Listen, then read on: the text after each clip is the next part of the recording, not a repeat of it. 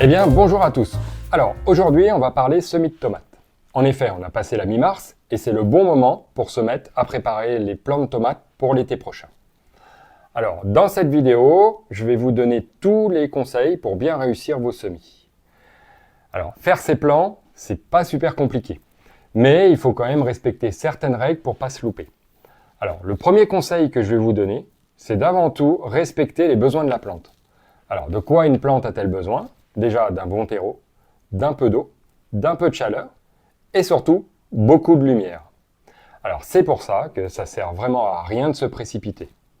On voit beaucoup sur YouTube des gens qui se lancent dans les semis de tomates dès la mi-février.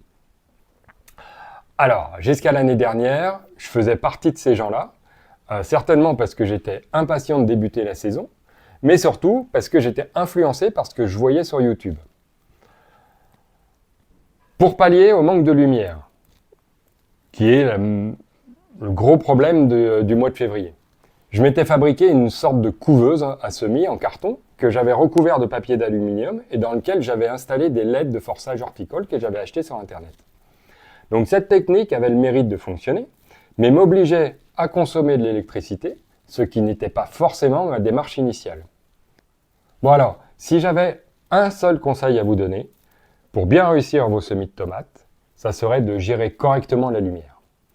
En effet, la lumière est le facteur déterminant dans la croissance de la plante. C'est grâce à la lumière que la plante va faire sa photosynthèse et produire le glucose nécessaire à sa croissance. Donc, si la plante ne reçoit pas la quantité de lumière nécessaire, que va-t-elle faire? Eh bien, elle va se mettre à rechercher coûte que coûte la lumière en allongeant sa tige jusqu'au moment où elle va s'effondrer sous son poids. C'est ce qu'on appelle en fait les semis qui filent. Et en plus de ça, la lumière doit arriver au-dessus de la plante et pas sur le côté. C'est pour ça que faire pousser ces plants de tomates à côté d'une fenêtre n'est pas forcément optimum. Si vous êtes en appartement et que vous n'avez pas de balcon pour sortir vos plants en pleine lumière, ce que je vous conseille, c'est de choisir la fenêtre la mieux exposée et de tourner 2 fois par jour votre plant afin qu'il ne soit pas toujours exposé du même côté. Ainsi, il va pousser beaucoup plus droit, même s'il aura tendance un petit peu à filer. Mais on pourra toujours rattraper un plant légèrement filé au moment du rempotage. Alors, pour germer, vos graines auront besoin de chaleur, entre 20 et 25 degrés. À cette température, elles devraient germer en 7 jours environ. Alors, tant que les plantules ne sont pas encore sorties de terre, vous n'avez pas trop à vous soucier de la lumière. Vous pouvez mettre vos semis en intérieur, derrière une fenêtre, à côté d'une source de chaleur. Par contre, dès que les plants sont sortis et que les 2 cotylédons sont là, il faudra faire très attention à apporter la bonne dose de lumière par rapport à la chaleur. Et le plus possible, une lumière qui vient par le dessus de la plante. Alors, trop chaud avec trop peu de lumière, vos plants, c'est quasi sûr, ils vont filer. Donc, pour que les plants ne filent pas, il va falloir les sortir le plus possible en journée et les rentrer la nuit afin d'éviter les dernières gelées qui pourraient anéantir tous vos efforts. Alors là, je sais, certains vont me dire c'est beaucoup de contraintes, mais oui, faire ses propres plants, ça demande beaucoup d'attention et c'est un peu contraignant. Mais quelle satisfaction de manger ses propres tomates provenant de ses propres plants et encore mieux si, comme moi, elles viennent de vos propres graines. Donc si fin août, vous avez envie de récolter vos graines, j'ai fait une vidéo dessus l'année dernière et donc allez la voir, vous aurez tous les conseils pour récolter vos graines. Alors, maintenant qu'on a vu la chaleur et la lumière, voyons le substrat. Perso, j'utilise un terreau à semis que j'ai acheté en jardinerie. Et j'évite le plus possible d'utiliser le compost qu'on fait dans le jardin. Pourquoi? Parce que dans un compost artisanal, on va retrouver beaucoup de graines issues des légumes qu'on a mis dans le compost. Et au moment de la germination, donc vos tomates vont germer, mais pas que. Aussi, les graines contenues dans le compost vont se mettre à germer. Et donc du coup, il va falloir repasser régulièrement sur nos semis pour nettoyer et sélectionner uniquement les plants de tomates. Encore faut-il que ce soit nos plants de tomates en fait, qui vont pousser en premier. Donc, du coup, moi je préfère acheter un substrat dans le commerce qui va m'éviter tout ce travail. Après, on peut aussi utiliser du terreau classique, mais par contre, en fait, il faudra le tamiser parce que pour faire un semis, il faut quand même en fait un substrat relativement fin. Alors, voilà pour le terreau. Maintenant pour l'eau. On verra l'arrosage des semis plus tard, une fois qu'on les aura faits, mais de façon générale, pour germer, la graine va avoir besoin d'un terreau bien humide. Alors là, je dis bien humide, mais pas détrempé. Il faudra faire attention aux excès d'eau qui pourraient faire pourrir les graines, et donc anéantir votre production. Ensuite, la tomate, elle ne va pas être très gourmande en eau. En gardant un terreau légèrement humide au début, on pourra espacer les arrosages et faire ressuyer la terre un petit peu entre deux. Alors, dans quoi faire ces semis? Perso, j'utilise des petites serres comme celle-ci. Donc là, j'ai deux modèles ici, une plus grande et une plus petite. L'avantage, c'est qu'avec le couvercle, ça va pouvoir garder la chaleur et donc du coup, optimiser les températures en extérieur. Après, au préalable, j'ai fait des trous en fait au fond pour le drainage, pour éviter l'accumulation de l'eau au fond. Après, pour la période de germination, pour cette première étape, le contenant a peu d'importance. Vous pouvez prendre des barquettes alimentaires et du moment que ça soit pratique pour vous, vous prenez ce que vous avez sous la main. Donc, ce qu'il va falloir faire, bien sûr, on va remplir en fait ces barquettes de terreau. Donc, je vais prendre mon terreau et je vais donc remplir mes barquettes. Donc, je n'ai pas forcément besoin de les remplir jusqu'en haut, hein, parce que je ne vais pas avoir besoin en fait d'une quantité de substrat énorme pour la première phase. D'accord? Donc voilà. Donc on la remplit, moi je la remplis qu'à moitié.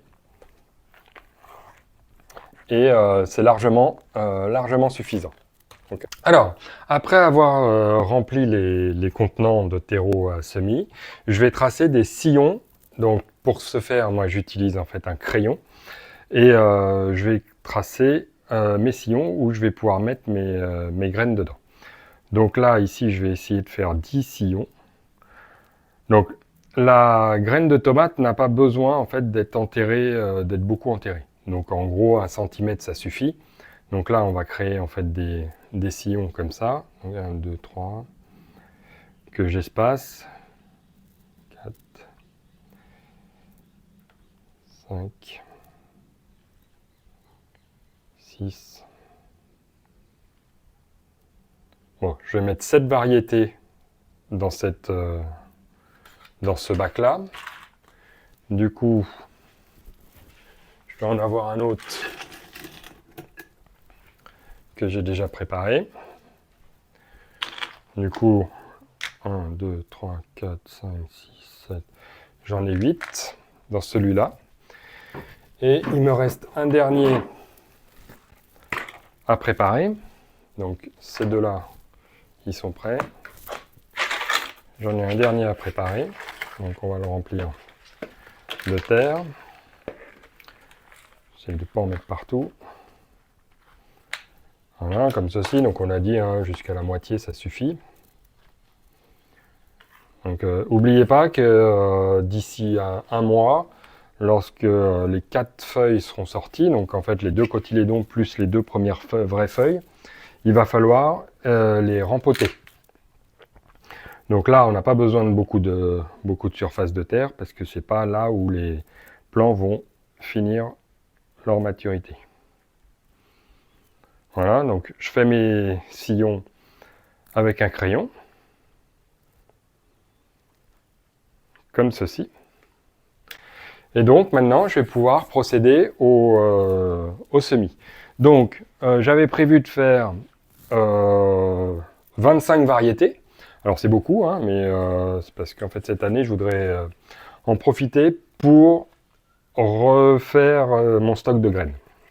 Et au préalable, j'ai fait mes petites étiquettes pour pouvoir identifier correctement mes semis. Donc on va y aller, je vais vous faire voir comment on va faire un semis. Donc on va aller avec cette variété-là.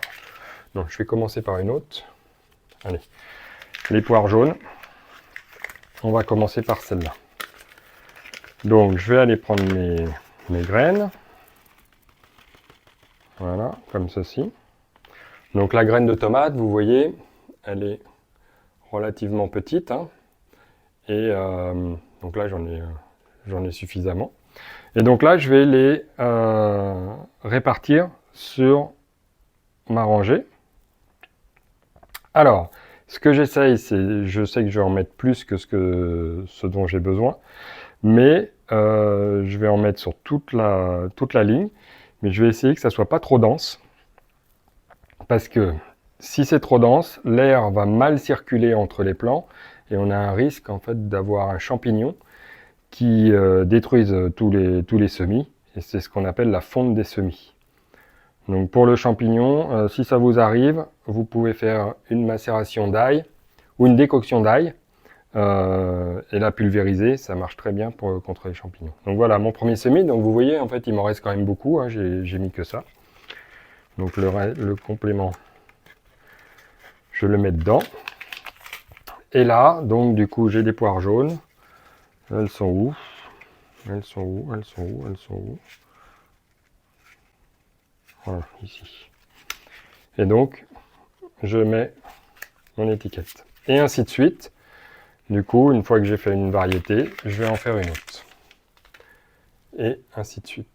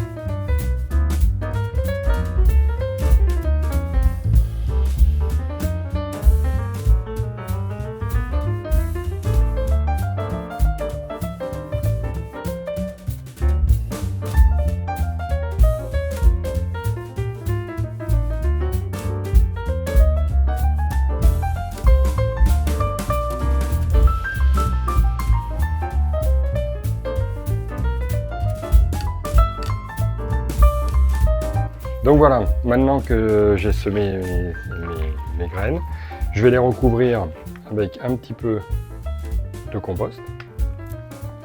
Donc pas besoin en fait de les recouvrir beaucoup, hein, pas plus d'1 centimètre.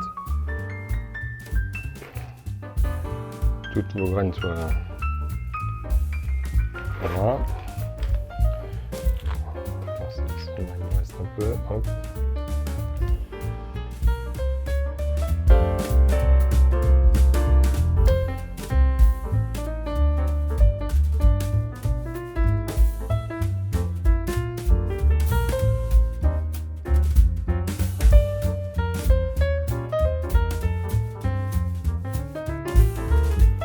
Donc voilà, mon semis est fait, il n'y a plus qu'à arroser. Donc on va humidifier le terreau. Donc le terreau était déjà un petit peu humide, hein, mais on va bien humidifier le terreau.